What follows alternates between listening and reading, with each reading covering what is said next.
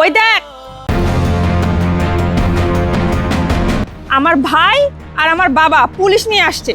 আজকে তোর 12টা বাজে ছাড়বো।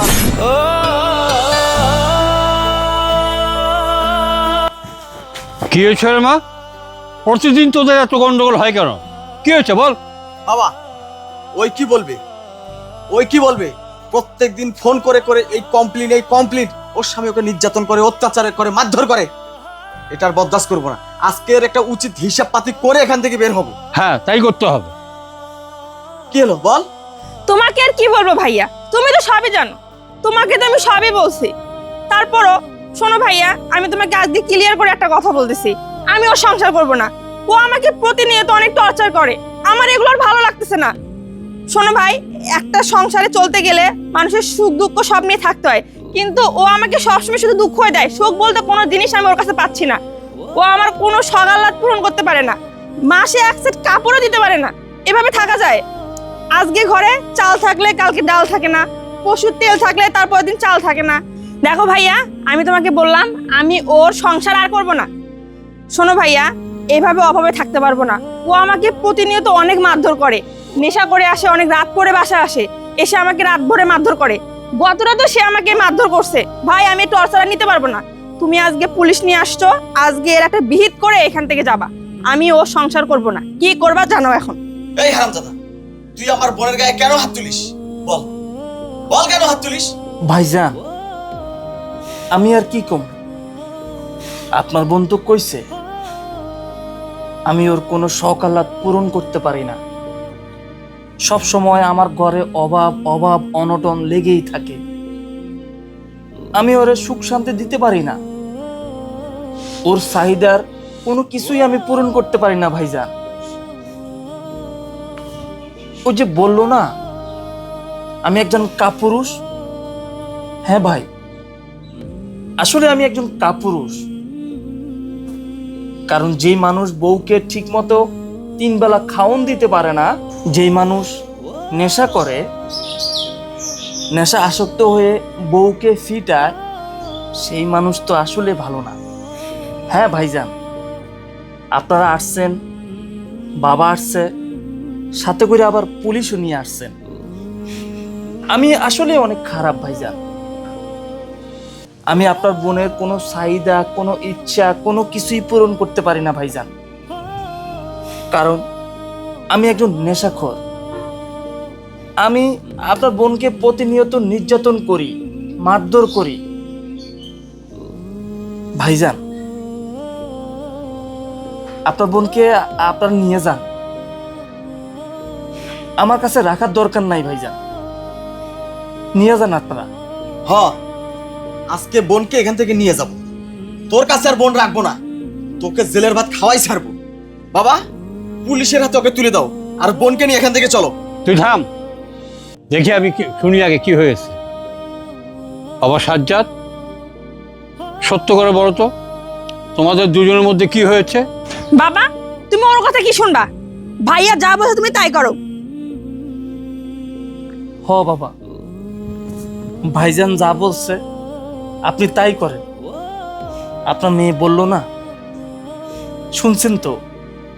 হ্যাঁ, এরকম প্রতিনিয়ত আমার তার কথা শুনতে হয়, এরকম ব্যবহার করে আমার সাথে। আসলে আমি গরিব ঘরের সন্তান। আমি দিন মজুরি করে খাই। এই ধরেন প্রতিদিন 500-700 টাকা ইনকাম করি, ওটাতে আপনার মেয়ের হয় না। বাবা, আমি তো ছেলে মানুষ, আমি সারা দিন পরিশ্রম করি, সন্ধ্যা হলে যে দিন মজুরি পাই সেটা নিয়েই তো আমাকে থাকতে হবে, তাই না বাবা বলেন? আমি সেটা নিয়ে বাজার করে প্রতিদিনেরটা প্রতিদিন বাসায় নিয়ে আসি। বাবা, একজন পুরুষ মানুষ সবকিছু সহ্য করতে পারে, কিন্তু একজন মহিলা মানুষের নির্যাতন সহ্য করতে পারে না। এই যে আপনার মেয়ে প্রতিনিয়ত আমার সাথে খারাপ ব্যবহার করে, প্রতিনিয়ত আমাকে গালাগালি করে। আমি নাকি তার শখ আহ্লাদ কোনো কিছু তার পূরণ করতে পারি না বাবা। ভাইজান, আপনার বোনের এতটাই চাহিদা আমার সামর্থ্যের বাইরে, আমি কিভাবে পূরণ করব বলেন? দেখো বাবা, শুরু হয়ে গেছে ওর যত সব নাটক। এখন ইমোশনাল ডায়লগ দিয়ে তোমাদের মন গলাবে, তারপরে তোমাদের কাছে আমাকে খারাপ বানাবে। এই শোনো, তুমি একদম আর কোনো মিথ্যা কথা বলবা না, একদম চুপ করো। ওই যে বললাম না ভাই, বাবা আমি মিথ্যাবাদী, আমি মিথ্যা কথা বলি। কেন বিয়ে দিচ্ছেন ভাই? বাবা চুপ করে আছেন কেন? আমি তো একজন গরিব, আমার বাবার অট্টালিকা নাই, টাকা পয়সা নাই। কেন আপনার এই অহংকারী মেয়েকে আমার কাছে বিয়ে দিচ্ছেন? আপনারা কি আর কোনো ছেলে খুঁজে পান নাই যে আমার কাছে বিয়ে দেওয়া লাগবে? দেখেন, আমার মতো করে এরকম হাজার ছেলে জীবন নষ্ট হয়ে যাচ্ছে যে আপনার মেয়ের মতো এরকম অহংকারের জন্য। আপনার মেয়ে এমন এমন কিছু চাহিদা, এমন এমন কিছু আশা করে আমার কাছ থেকে, যেটা আমার দেওয়ার মতো সামর্থ্য আসে না। আমি অনেক চেষ্টা করি, কিন্তু কি করব? আমি তো গরিব ঘরের সন্তান। আমি হাজার চেষ্টা করলেও আমার সীমার অতিক্রম করে আমি কিছুই করতে পারি না। আর ভাইজান, আপনার বোন কি বলল? আমি প্রতিনিয়ত তাকে মারধর করি, আমি নেশা করি। হ ভাইজান, আমি নেশাই করি। আপনার বোন যা বলছে সবই সত্যি।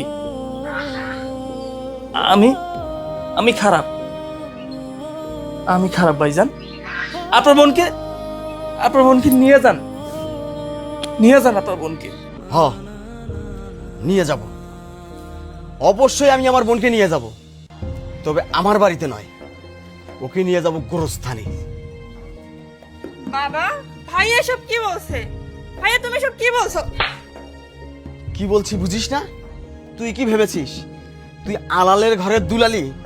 বাপ ছেলেকে উল্টাপাল্টা বলবি, ওর নামে মিথ্যা মিথ্যা অভিযোগ দিবি, আর তোকে আদর করতে করতে বাড়িতে নিয়ে যাব? ওরকম বাপ আর ওরকম ভাই আমরা নই। আরে ওর মতন একটা ছেলে তোকে নিয়ে সংসার করে, এটা তো সাত পুরুষের কপাল। এই ছোটবেলা থেকে তোকে কোলে পিঠে করে মানুষ করেছি। তোর চরিত্র সম্পর্কে, তোর আচরণ সম্পর্কে, তোর ব্যবহার সম্পর্কে সব কিছুই আমাদের জানা আছে। কি রে, কি বলতে চাস তুই? কি বলতে চাস, কি বুঝাতে চাস? একটা পুরুষ মানুষ কখন এ কথা বলে জানিস? যখন তার দেয়ালে পিঠ ঠেকে যায়। একটা পুরুষ মানুষ কখন নিজের জীবনে শেষ করতে চায় জানিস? যখন তার পিছনে আর কোনো জায়গা থাকে না। তুই কি খুব অসুখী আছিস, খুব কষ্টে আছিস? আরে আমরা তো মনে করি ওর মতন একটা ছেলে তোর কপালে জুটেছে, এটা তোর ভাগ্য। মদ খায় না, বিড়ি খায় না, নেশা করে না, সারাক্ষণ ছেলেটা কাজের জন্য ছটপট করে, কোথায় গেলে একটা কাজ পাবে, কোথায় গেলে 2 টাকা ইনকাম করতে পারবে। আর সেই ছেলেটার নামে এত বদনাম গাচ্ছিস, এত দোষারোপ করতেছিস। সময় আছে, ভালো হয়ে যা, এখনো সময় আছে, ভালো হয়ে যা। আমার বাড়িতে তোর কোনো স্থান নেই, আমাদের বাড়িতে তোর কোনো জায়গা নেই। নিজের ভুল, নিজের অপরাধ স্বীকার করে যদি ওই স্বামীর সংসার করে এই বাড়িতে থাকতে পারিস থাকবি, নালে কোথায় গিয়ে মরবি এটা তোর ব্যাপার। আমার বাড়িতে তোর জায়গা হবে না। কি বলো বাবা তুমি? ঠিক বলেছিস তুই, এটাই উচিত শিক্ষা হবে। ভাইয়া আমার ভুল হয়ে গেছে, বাবা আমার ভুল হয়ে গেছে, তুমি আমাকে ক্ষমা করে দাও। ক্ষমা আমাদের কাছে না, ক্ষমা চাইতে হলে সাজ্জাতের কাছে গিয়ে যাবি। আর এই যে পুলিশ দেখছিস না, এই পুলিশ দিয়ে ওকে ধরার জন্য নিয়ে আসিনি। এই পুলিশকে নিয়ে এসেছিলাম তোর উপযুক্ত বিচার করার জন্য। কিন্তু মানুষ দিয়ে তো তোর বিচার হবে না। নিজের ভুল যদি বুঝতে পারিস, নিজেকে যদি সংযত করতে পারিস, তাহলে আমার বাড়ির দরজা তোর জন্য খোলা, না হলে তোর জন্য ওই দরজা চিরতরে বন্ধ। ওগো, তুমি আমাকে ক্ষমা করে দাও, আমার ভুল হয়ে গেছে। ভাই সাজ্জাদ, এদিকে আসো, আসো ভাই। তুমি আমাকে ক্ষমা করে দাও, আমার ভুল হয়ে গেছে, আমি আমার ভুল বুঝতে পারছি। প্লিজ তুমি আমাকে ক্ষমা করে আরে দাও। উঠো, দেখো আমি কি তোমাকে ক্ষমা করব? তোমার ভুল আমি কখনো এটা ভুল চোখে দেখি নাই। আমি কখনো তোমার কার্যক্রমে কষ্ট পাই নাই। তুমি প্রতিনিয়ত আমার নামে মিথ্যা অপবাদ দিচ্ছ, বাবার কাছে কল করে, ভাইয়ের কাছে কল করে। তুমি একটা বার বলো তো, এই যে ওনারা তো সামনে আছে, আমি কি কখনো তোমাকে গালি দিয়েছি? আমি কি কখনো তোমাকে মারধর করেছি? করি নাই। কারণ আমি তো তোমাকে ভালোবাসি। আমি তোমাকে চেষ্টা করি কিছু দেওয়ার জন্য, কিন্তু কি করব বলো? আমি সারা দিন মজুরি করে যে টাকা পয়সা পাই সেটাতে আমাদের খাওয়ান খরচে আমাদের চলে যায়। তারপরও চেষ্টা করি যে তোমাকে একটু ভালো কিছু করে দেই, তোমাকে ভালো একটা পোশাক কিনে দেই। দেখো, আমার মতো করে এরকম অনেক মানুষ আছে যারা কিনা অবৈধভাবে টাকা পয়সা ইনকাম করে, চুরি করে, সামারি করে। তারা তারা চাইলে অনেক কিছু করে দিতে পারে, কিন্তু আমি তো সেই সব করি না। আমি কষ্ট করি, আমি গাম জড়াই, যেই টাকা পয়সা পাই সেগুলো নিয়ে আমি ভালো থাকতে চাই তোমাকে নিয়ে। কিন্তু দেখো, এত চাহিদা থাকা ভালো না। আজকে হয়তো তুমি কষ্ট করতেছো, কয়দিন পরে দেখবা যে তোমার সেই কষ্টটা আর কষ্ট মনে হইব না। ভালোবাসতে শিখো, কিভাবে ভালোবাসতে হয়, কিভাবে স্বামীকে আপন করতে হয় সেটা শিখো, তাহলে দেখবা জীবন অনেক সুন্দর। শোন বাবা, তোকে একটা কথা বলি। বিয়ের পরে একটা নারীর কাছে তার অমূল্য সম্পদ হচ্ছে তার স্বামী। এই যে ভাইকে দেখতেছিস, এই যে বাবাকে দেখতেছিস, এরা তোর কেউ না। বিয়ের পরে তোর আসল সম্পদ হচ্ছে তোর স্বামী, তোর অলংকার হচ্ছে তোর স্বামী।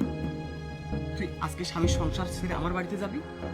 বিয়ের আগে তোর যে একটা বাড়িতে ক্ষমতা ছিল, তোর একটা অধিকার ছিল, এখন কিন্তু তোরা সেটা নেই।